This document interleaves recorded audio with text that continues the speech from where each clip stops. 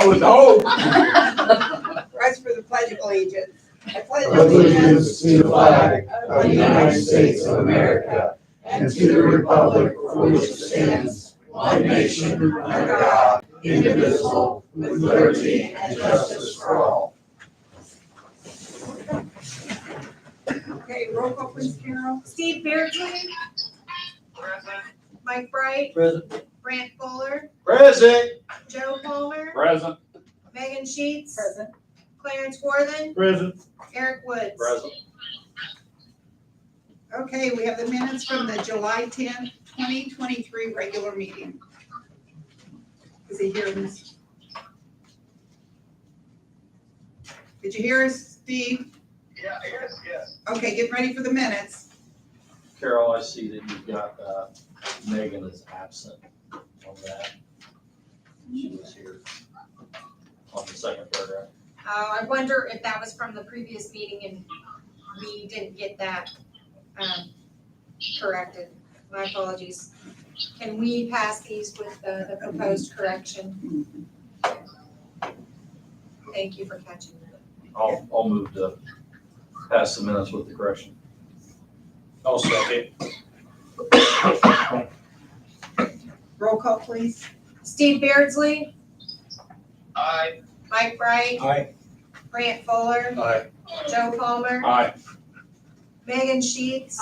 Clarence Worthen. Aye. Eric Woods. Aye. Okay, were there any public comments? Anybody have anything? Okay, next on the agenda, ordinance number 23-11. I'm gonna put my glasses on. First reading. Make a motion to read by title only. Have a second. Okay. Roll call please, Carol. Steve Beardsley. Aye. Mike Bright. Aye. Grant Fuller. Aye. Joe Palmer. Aye. Megan Sheets. Aye. Clarence Worthen. Aye. Eric Woods. Aye. Common Council, City of Frankfort, Indiana, ordinance number 23-11. An ordinance repealing and rescinding ordinance 15-02, which established the Historic Preservation Commission of the City of Frankfort, Indiana.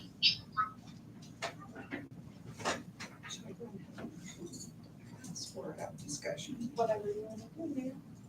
What do you prefer? You want to go ahead and have a motion to pass on the first reading, or do you, we'll have discussion before we take the final vote? I think we have to have a discussion. I think we need a watchdog if we're going to have a historical preservation area in our town. We need eyes to protect that. And I'm not sure if we do away with this, we'll have eyes to protect our historical values or standards. I know you said the building inspector has those standards, but I think more eyes on it, the better. Have you looked at the historic preservation when they set this up? First of all, it talks about the 2035 comprehensive plan. That is outdated, that needs to be amended. So to me, that kind of takes some away from this anyway. We have the historic standards still in place for the South District and also Christian Ridge and downtown. This does not affect the standards at all, not at all. As a matter of fact, there's some discrepancy between the way the commission was set up and what's in your standards, you know, that what they can do or they cannot do. This is a layer, I don't know what Alicia is saying on this, but I've talked a lot with Alicia about this in the meantime. This is giving them the authority. They can even fine people in here. And it's also keeping us from getting work done. They only meet once a month. If they come here, if somebody comes here and they want to do something and they get turned down, they can't come back to the commission for another 30 days. And this has to do whether they paint, whether they put roof on. Sometimes landscaping's involved in that. There's a lot of things. So I'm going to let Alicia talk for a minute about this. We've had multiple conversations on this. So ultimately, what the goal of this is to, at this time, repeal the Historic Preservation Commission and place it in the authority in the building inspector which the building inspector already has that authority to uphold the standards that are in place. So this wouldn't repeal the standards at all, this would just move the authority of the watchdog role from the Historic Preservation Commission to the building inspector. The intention of this is that, you know, with the redesign of the building inspector role and John's office and splitting those up, that would allow more time to be dedicated to that, and there may not be a need for that Historic Preservation Commission and having those additional folks take their time every month to kind of handle those matters.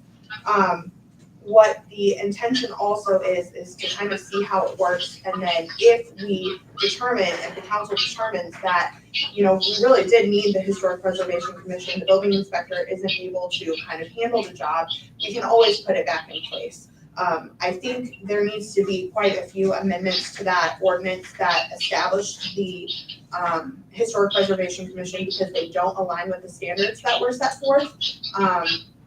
One example is in the standards, there's a lot of discretionary things that homeowners can do without having to come before the commission. And in the ordinance that adopted the commission, it is a requirement that they come before the commission for certain things. For example, painting. If they're within the painting guidelines, they wouldn't necessarily have to get permission from the commission by appearing in front of them. They could kind of go forward with that. With the ordinance that adopted the commission, they are required to kind of do that. And so it just doesn't really match up well. And so the intention is that if we determine that we need this in place, that we would be able to kind of start from scratch, rework it, and then put it back in place in a way that functions better for the city and provides the oversight and guidance that we need without having any discrepancies or overlap that is currently in place. So it would get rid of it for now, but that doesn't mean that it would always have to be that way. We could always put it back in place if we needed to. Well, why couldn't we just amend why can't we just reconcile the two documents? Well, we could do that. That is one option. I think the thought process behind kind of just scrapping it in its entirety and starting from scratch was that the comprehensive plan is going to be redone, and we could better align the new ordinance with that plan if we wanted to. If we wanted to move forward with readopting it.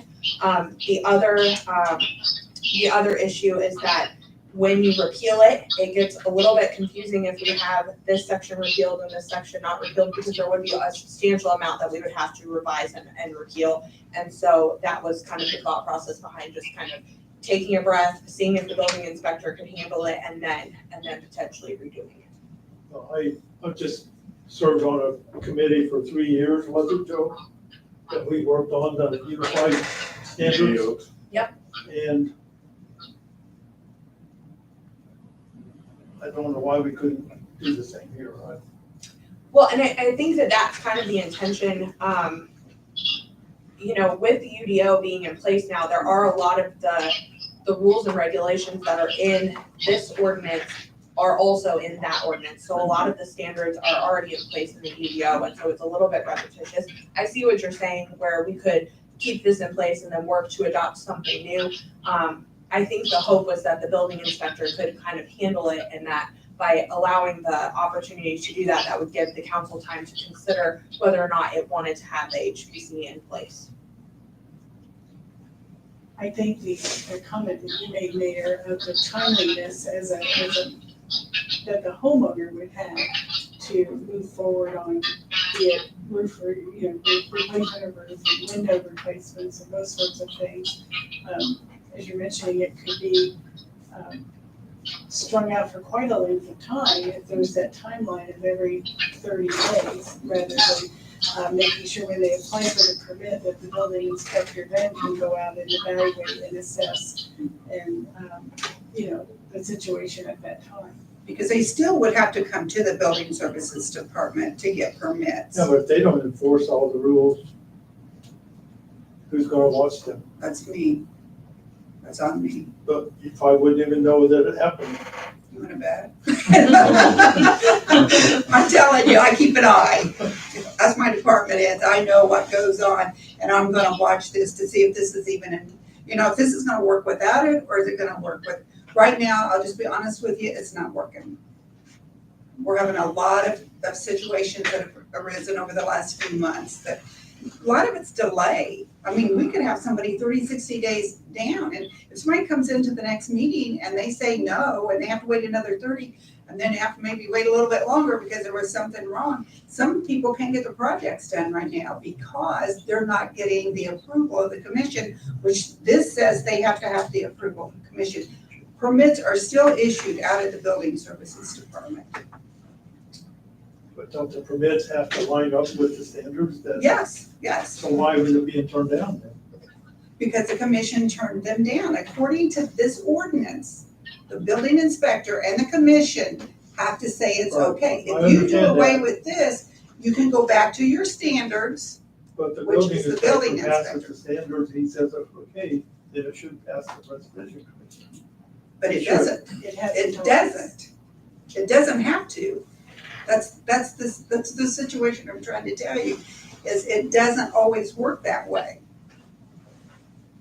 I can't answer for the previous board because I haven't had much dealings. But I can, the one under Mayor Barnes, when he created this, I told him then that he created a monster. The problem is these boards sometimes don't go by what the ordinance is and the guidelines is. It's what they think should be going on, not what's in black and white. And that has created a lot of problems. So could that be fixed with a change in personnel and not the I committee? can't answer that. That's not my thing. I'm just telling you that that conversation was done with Chris McBarnes.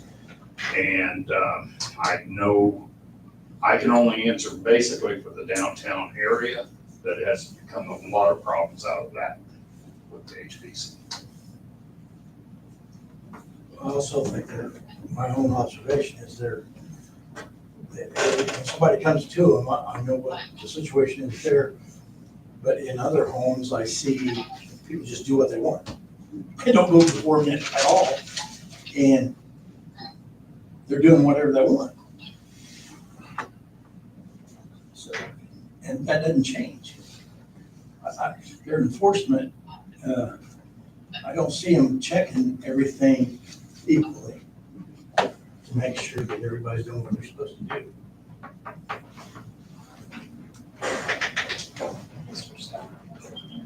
Yes, Don. Mayor, is it okay if I? Yeah.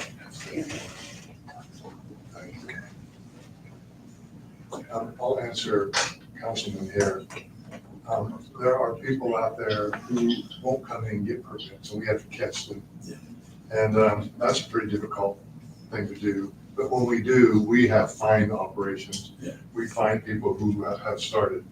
But let me give you the process of somebody from the Christian River South comes to our office and does it right from the beginning, all right? So they come before our office to get a permit. We find out that they're in the historic preservation group. We go to their homes before we go any further so that we can see what they're looking to do to the house. The historic preservation group is only overseeing the house that's visible from the street and not from the back. So we will go to the house to find out, hey, we're gonna change windows. What kind of windows you putting in? We're gonna put vinyl windows in. We would recommend the change as long as it's not one of the homes are classified in 3 different classifications.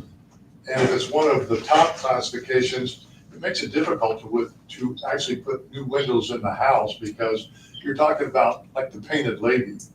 And so if you start changing the windows in a building like that, now you're taking away the historic preservation of the building itself. But there are a lot of homes out there that if somebody wants to change a window in, the commission may or the preservation group may or may not, based on what type of window they want to put in. They want it replicated the same window that's in it already. I totally agree with that. But I also look at it in the fact that it's a replacement window. And unless, the HBC wants to help people pay for their heating bills in the wintertime because they're wanting to put in energy efficient windows. I think it's kind of a difficult thing to say no, but it does occur. So when the mayor is saying that our office can take care of it, a lot of it is because we go to the house before we do any type of permitting to find out what's going on. We ask a lot of questions. We ask if they're painting the house, what colors. Because you know what, even in historic preservation colors, you can get into some wild yellows and some off colors because that's the style that it was in the historic. But, you know, some of those colors aren't allowed to be in. We have a palette, but I don't even know if that's in the structure of the historic preservation because not all paint stores have historic colors. So how do we resolve that issue? Well, we tell them to go to Sherwin-Williams, or we have a Sherwin-Williams paint palette of historic colors. Tell them to get one close by, they don't buy Sherwin-Williams paint, and then come back, and then we try to work our way through the process. Sometimes painting a building can be difficult because people want to get started painting now, not 30 days from now, and I don't blame them. The roofs are the same way. We have been allowing them to paint and roof without going to the HPC right away so that they can get started on it, being the fact that you're in warm and hot weather, but then that sometimes gets my fanny in a hot fire. And so there are some challenges that do occur. And do I think that our office can take care of it?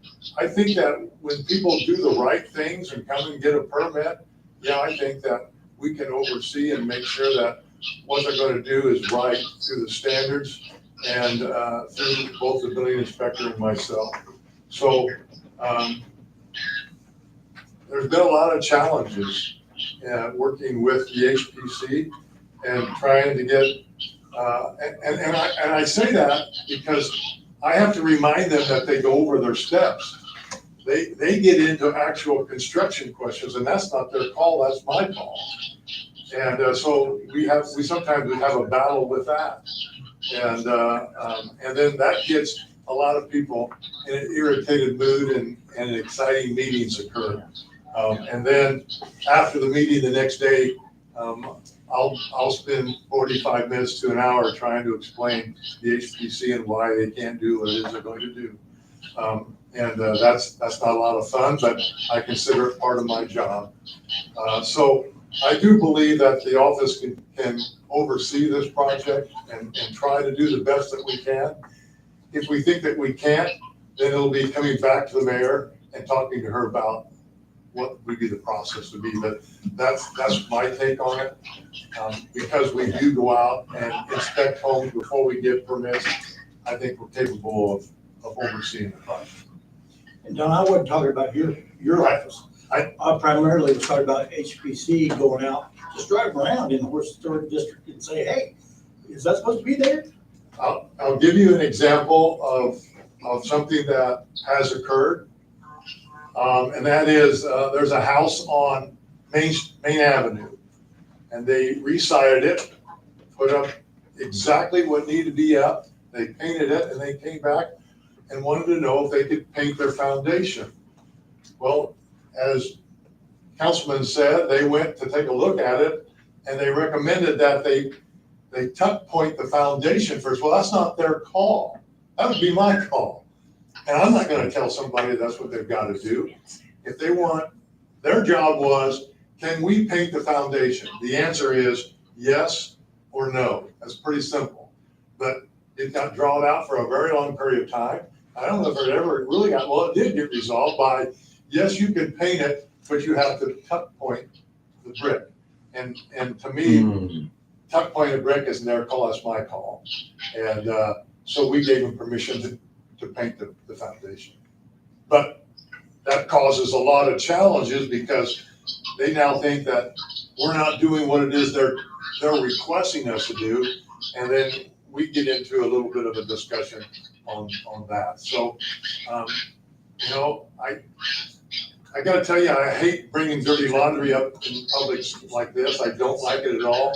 And I don't wanna put all the blame on the storage. They do a lot of good things too, they do. But, there's been a lot of challenges probably in the last 3 months. Well, if they met more often, would that slow down the delays? What'd you ask? If we had them to meet more often, would that slow down the delays? In the min, or in their standards, they have to act on something in 30 days. That doesn't mean they don't have to pass it, but they have to act on it. And then through the action, if they want to delay it, it has to be everybody, from the owner to the board itself has to agree in the delay. If the owner doesn't agree to the delay, then there's some type of requirement that's required in 30 days, or it automatically passes. So we've had that as a challenge a couple times. And to be honest with you, the foundation of getting it painted in the foundation probably was that 30-day. It never was brought to the board, so that's why we didn't get into the 30-day rule. But what we try to do in some of these things is send it to them by email so people can get started working on their work. We don't do that when it comes to replacing windows or actual outside siding or things of that nature, unless there is a reason for them to be siding right away. But anything that has to do with painting and roofing, we try to push it along so that they don't have to wait, whether it's 2 weeks or 10 days. That's too long for people to paint their homes when we're ready to go. And when you're in the summertime, you've got limited time on getting your house painted, so, and a roof put on. So we try to speed up the process the best we can, take the licks where we gotta take them, and keep on going. But And it's just not the facade either. It's also, they have to approve, the commission has to approve before any demolition of any building in the Yeah. historic district. we don't do The that. moving of any building, they have this authority. He can't even issue a permit until the commission approves this to happen. That's why I say, I think we just need to just take a step back, see if we can handle it through building services. If we can't, then go back. But some of this, it's a little hard for me. I have a building service department that can't do their job, basically, because this commission's telling them what they can and cannot do. What, sure, Steve had a question. Oh, okay. Steve, did you have something for us? Okay, are you able to hear me? Can everybody hear me? Yeah, Yes. Okay. I see two issues here, one being building services and one being historic district. That's two different things. I see the building service having been now given the power with the UDO to make sure that we have safe and consistent standards to anything that is done and built within our community. I question what history it is that we're trying to protect. Frankfurt is not historic Williamsburg. We're historically a farming and a railroad town. Within the Christian Ridge District is the house that my great-grandfather lived in the 1880s. And I've seen pictures, and I doubt that very many of the structures within the historic district are at the level of the painted lady that was referenced. Yes, there are some structures that are worth protecting, but we're trying to bring a bunch of the entire area up to a standard that's unrealistic, that doesn't match the history of that area. And as a result, I mean, that they micromanage what color can be done and those all kinds of those kind of things. It's like it really is like a very restricted homeowners association that people involuntarily got into. Personally, I'm more interested in the history that a diverse community that we are becoming will create instead of trying to recreate something that isn't there. And that's my 2 cents worth. Jason, did you want to say something? Jason asked to speak as well. Thank you, Steve. Thank you, Steve. I just want to talk, I don't really know anybody that's on the Historic Preservation Committee, but I do know Don Stock, and I do know Mayor Judy Sheets. And what this is preventing is Don from doing his job. It's making it much worse on him on a daily basis to get his work done, because this isn't the only thing that this man does every day. And the mayor receives calls constantly. The Board of Works, we talk about it, we're in department head meetings, we talk about it constantly, how long it's taken to get things done. And if Don's office is able to do what that committee is doing with the assistance from the mayor and the Board of Works and whoever, all of you, I say we let the man do it. It's because all it's doing is holding up the process from his office on things like Steve just said that really don't, in my mind anyway, make a whole lot of difference. I just feel like that we're putting a lot more work on him, extending the amount of time that these people are wanting to do things with their homes. And I think it's time to try to look at something different. That's just my opinion. Thank you, Jason. Don, will you require any more manpower? No, not right now. The only thing we just need is a building inspector. We get one of them, we'll be fine. And a secretary or two, right? Yeah. A couple of them too, that'd be great. No, they're not doing, they won't be doing anything different, because he still is a part of that. Right. The only thing that they're doing is preventing him or allowing him to do his job. That's all they're doing. He still has to go out, he still has to get the COA, but he can't give a permit until he gets that permit. So it's really not making any more work on him by taking that commission away, correct? That's right. You're right. And we could have a situation where a family has started painting, didn't realize they're in the historic district, although we sent out letters, we've went to realtors, we've told everybody in the community about the historic district, and people still don't know they live in the historic district. So they'll start painting their house, they've spent money, they've got a contractor in place, and the next thing you know, oops, you can't do it because you didn't go before the historic commission. And they're not gonna meet for another 30 days, so they're sitting here, hired a contractor, put their money into this, can't do it because the commission gives them permission. Because like Don said, if he does it, then they come back on Don. And so it just kind of puts a level of, I don't know what I want to say in there, that I just wonder, is that necessary? And if we find out it doesn't work, we can always go back and somebody can research this and really find what we want to do in the historic districts, how we want to do it. There you go, Alicia. I think this one came directly from Lafayette. I believe it is almost word for word what Lafayette has.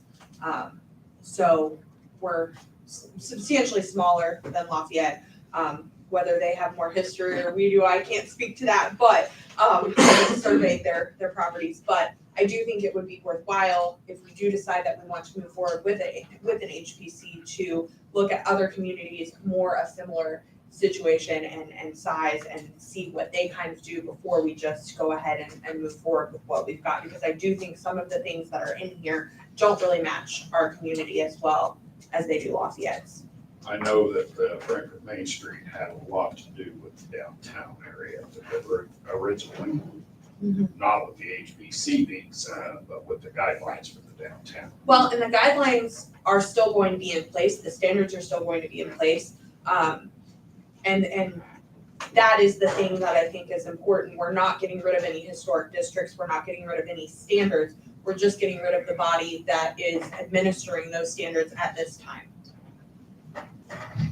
And I don't know, where did Main Street come in as far as like facades and what could be done downtown? It used to be that Main Street had a lot to say about that, Well, correct? Main Street used to, at the beginning, for HBC, Frankfurt Main Street developed some standards, and we got them from other communities too, which stopped buildings from just going in and putting steel on the side of their buildings and making it look kind of trashy. And we did try to work it back towards more of a preservation on the standards for the downtown.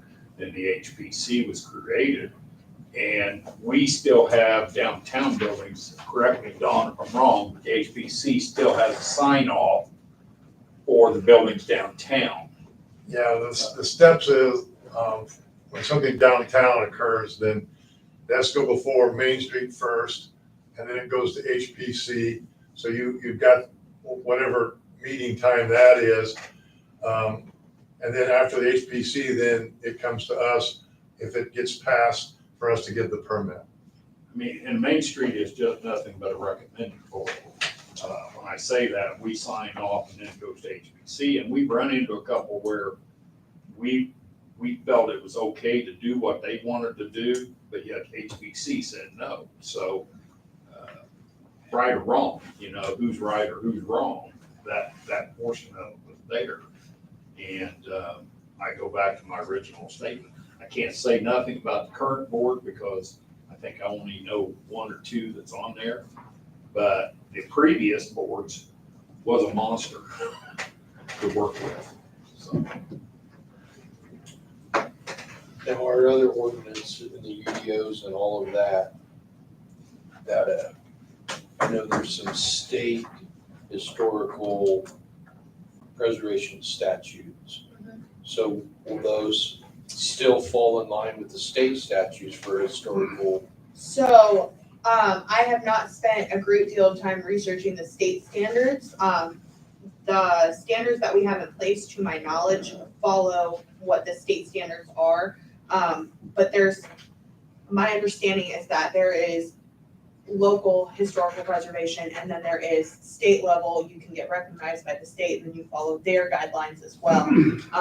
And I can spend more time researching this, but the only thing that we are rescinding at this point, repealing, is the ordinance which sets in place the Historical Preservation Commission and the rules by which they follow. So that is as their order of operation and that sort of thing. So all of our standards and everything, those ordinances are still staying in place. So to my knowledge, we aren't going to be doing anything that would violate the state standards unless we already are violating the state standards, which, then we already are violating the state standards, so. But I haven't spent the time to really dig in and confirm whether our standards meet the state standards. I can do that if you'd like me to, but.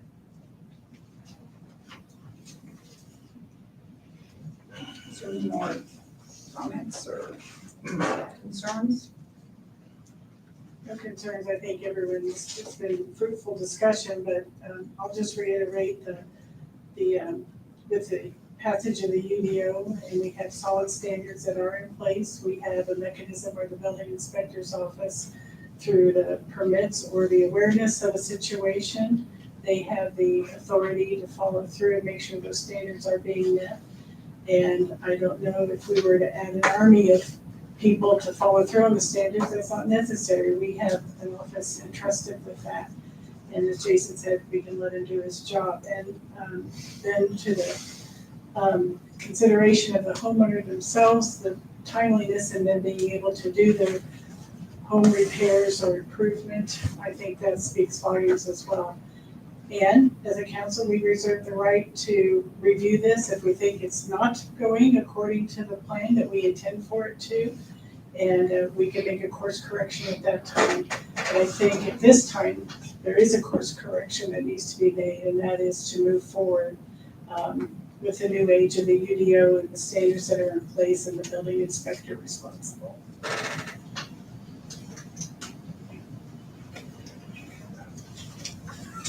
And I do have copies of the historical standards for downtown, the South District, and also Christian Bridge. And the ordinance that was passed to establish the commission. So if anybody needs any of that, I'd be more than happy to make you copies of it so you can see. Mayor, can we take the chickens out of the historic layer?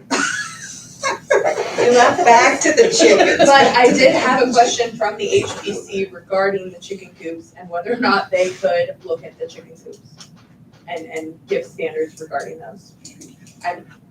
So you found something I agree with. I did. And probably a lot of you maybe aren't even familiar with the standards and what they say, but there are different classifications, and we actually just had that clarified, was it a year ago, Don? About a year ago.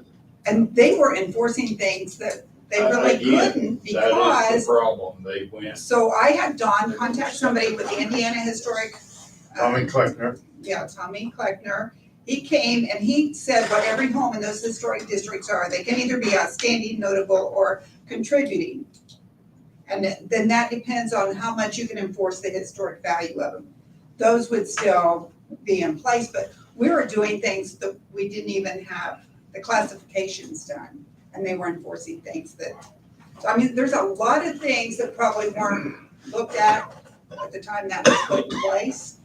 It was just maybe a copy and paste from some other city and thought we could make it work. And I've said it before, it's in black and white, but they wanted to vary, anytime we had problems, they varied off into their opinions, not what was written. Yep, sure can. I'll make a motion to pass. I'll make a motion to pass ordinance number 23-11 on first reading. That's written. I'll second. Roll call, please. Steve Beardsley, Aye. Mike Bright, Aye. Brant Fuller, Aye. Joe Palmer, Aye. Megan Sheets. Clarence Worthen, Nay. Eric Woods. Aye. Okay, ordinance number 23-11 passes on first reading. Next, we have resolution 23-11. It's a resolution directing transfer of appropriated funds. So you want to talk to us about that, Carol? Yes, this is in regard to, building services, needing to contract with an agency to help us with our ADA compliance. And they do have, unspent funds in both their building inspector salary line and their property clerk salary line, which, as we know, those positions are currently open to be filled. So those monies are available to use for this contract. And I think we discussed that at the budget hearings, the need for the ADA transition. Yes. Mayor, go ahead. I'll move to pass, resolution 23-11. I'll second. Roll call, please. Steve Beardsley, Aye. Mike Bright, Aye. Brant Fuller. Aye. Joe Palmer. Aye. Megan Sheets. Clarence Worthen, Aye. Eric Woods. Aye. Okay, do we have any old business? Under new business, Carol, do you want to give us a report on the aquatic center for this year? Yes, that's a happy piece of information. So you heard at the budget hearings that I think the figure that we were given was 73,000 in pool receipts. It's actually $121,900 as of today. Because there were credit card receipts weren't included since we started taking credit cards out there. So we've had nearly $50,000 worth of credit card receipts. So that's our total as of today. We took in just in credit cards over $1,000 over the weekend. So the pool is doing very well, or the aquatic center is doing very well. That's fantastic. It is, that's amazing. That's like 6 years of the old. It is. Maybe It more, maybe 12 years. Depending on what years you're counting. Well, that last year that it was open, we were doing dollar days just to get people to come out there to swim. Because people didn't even want to come to the pool, so I feel very fortunate. Yes. So next we have letters of request for funding, and Eric Spencer's here tonight with the crossing, and he passed out some information and he wants to talk to us a little bit about what's going on at the crossing. Thank you. I know most of you, but for those of you that may not know me, I'm Eric Spencer. And I told Judy when they built the new pool in the aquatic center, I was really disappointed that the brick sections of the fence that dipped down were removed, because that's where we used to climb over the fence at night and swim. So, can't do that anymore. No, I do really appreciate the opportunity to come before you. I'm a member of the advisory board at the Crossing School. And as you can see, I've given each of you some information, the mission statement for the crossing, and a little bit of history. I mean, opened up in 2009. We're located out on East Wabash Street. The old Christian Heritage School is the building that we're in. And we partner with Frankfurt, Clinton Prairie, and Carroll school systems. And we get tremendous support from the community. Business partners include NHK, KAF Home, Document Mountain, CORE, Heritage Daycare, IU Health, Co-Alliance, and a dog grooming company. So, NHK, we actually have a line out there. It's the crossing line. And so we really appreciate having those partnerships. And we think that it's allowing our students to develop some skills that they can utilize once they graduate. Some students actually work part-time out at NHK aside from the time that they're there with the crossing because they do a good job and they're able to earn some money while they're in school. We currently have 94 students enrolled. The attendance rate is 92%. I think if you talk to any school officials, they're going to tell you they'd be pretty darn happy to have that rate of attendance. Since the inception, we've had over 375 graduates. These are kids that probably otherwise may not have attained the diploma. So we're really proud of that. And 100% of our students do get on-the-job training. So the second sheet you have there is about the banquet that we're having. We have an annual fundraising banquet. I believe this will be our 4th year to have the banquet. It's going to be out at the school. Previously, we've been at the Edward Jones building on the fairgrounds. But we decided we would have it at the school, set up in the gym, and that way, as people arrive, they can tour the facility, visit with students and staff, ask questions and that kind of thing. And then we'll move into the gymnasium and we'll have a meal catered by Kelty from the Angry Donkey, so we know it'll be good food for sure. And then we'll have a program that will start about 7:15. And last year, the city participated, and we really appreciate it. I think it was a $2,000 contribution. And a thought that I had presented to Mayor Sheets was if the city could come up with $3,000, that we would make them co-sponsor of the event with Encompass Credit Union. Cost is around $6,000 to put the event on, and that way each entity would put in $3,000, and that would be, very helpful to us. Our goal is to raise $50,000, and so if we can get the costs covered up front, then everything else that we collect and the monies that people and different organizations donate goes straight to our mission. And so I'd be glad to answer any questions you may have. Are there any questions for Eric? Eric, has your fundraising been consistent over the last few years?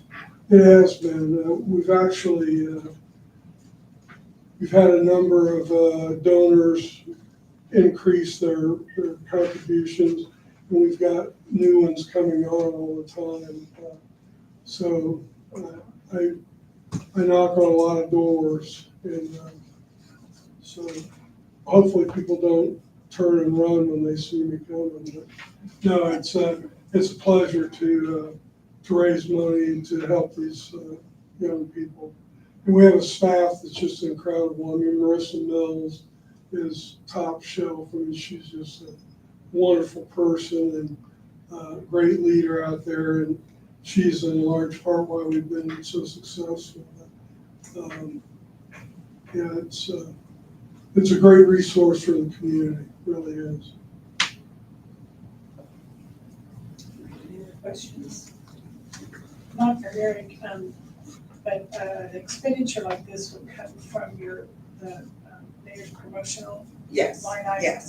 yes. And of course, last year, you reminded me the $2,000 level sponsorship was above what typically was in past, I suppose, but it was out of some ARPA money Yeah, the that we ARPA had, funds, yes. which, you know, we've allocated to other projects this time, so, but if you, Yeah, we, as I look through our 300s in the Board of Works, it does look like we'd be able to transfer funds within the 300s, so into our promotion business to cover that cost. We would not have to do an additional appropriation to make that happen, so. Well, I would think this is important on par with our willingness to help with the Career Tech Center. I mean, I think the idea is to make these students sustainable in our community and stay here and work, and I think that kind of fits the bill. We believe most of these students will stay in our community, and it's exactly one of our main goals.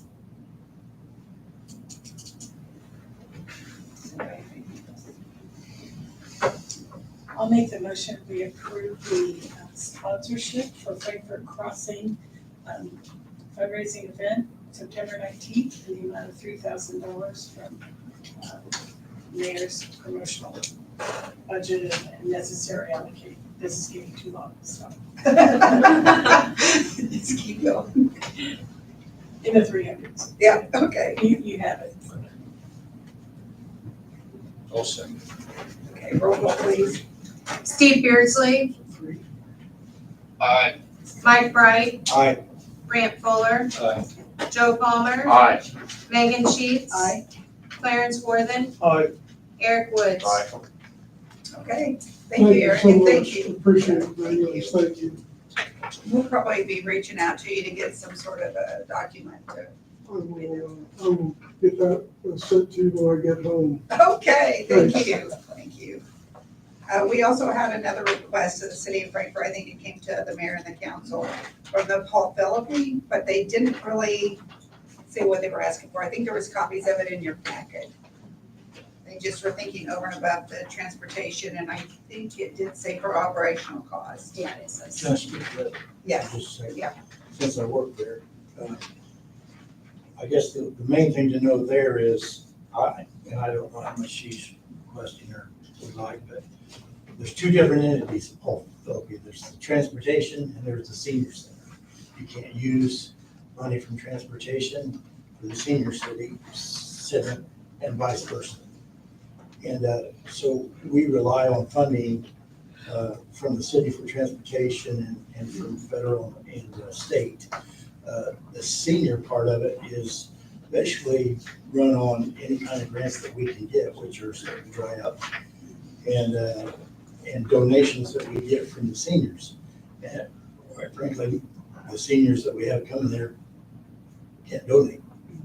So it's ran in the red for a while. So I will not vote one way or the other. I'll be absentee on that. But I just want to let you know there are two different entities there. okay, so that's why they were asking it over and above the And the transportation. seniors, they do a lot of things. It's not only just that, they take a lot of trips. And then they've got their game room there and all the activities that Special Olympics is held as part of that. So there's a lot of activities that go on there it helps our senior committee, our community. That's all I got to say. I don't know if you. As you know, a few years ago, we had the not-for-profit in the budget, and that kind of, we don't do that so much anymore, took it out of the council budget, and I don't think we have anything in the budget next year for not-for-profits, but since this was sent to me and I believe it said to the council as well, I want to bring it to your attention. Do you have any other discussion on it, or? I'd say the only thing we can really do at this point is see if during the course of our budget process, any additional revenues we weren't counting on comes through. You know, sometimes Reedy comes up with something, we could readdress it before the passage, but, you know, memory serves, we're still $140,000 over budget Mhm. for 2024 that we're going to have to deal with. And they didn't ask for any specific amount, they just, mention operational. yeah, the costs. operational cost. Probably wouldn't hurt for somebody to contact them, at least ask them a guideline, what they're looking for. Well, I work tomorrow, so I Okay, there, that's a sign to you. It's like a blank check. Okay, check with them if they wanna, yeah, okay, thank you. Did we wanna have any budget discussions, or do we wanna meet again for the budget? Our next meeting now will be in September, and that will be also first reading on the budget. Am I correct on that? Right? Yeah. So do we wanna meet in between there? Do you wanna have discussion then? What are your thoughts? We haven't gotten anything back from Reedy. No. From the budgets. But Carol just added $50,000 revenue. I mean, I think the calendar that we had during our budget hearing laid it out pretty good, that we could always call a special meeting if additional information comes, but otherwise we can surely discuss this in September. Okay. At the first reading. Because we have a public hearing in the second, shouldn't we? Yes. Yeah. In October. See, we're moving right along. We're more hungry. And I'm anxious to see once they put all the, yeah, all the figures together, but. Okay, anybody have anything else? So moved. All right. You didn't even Maybe it was coming.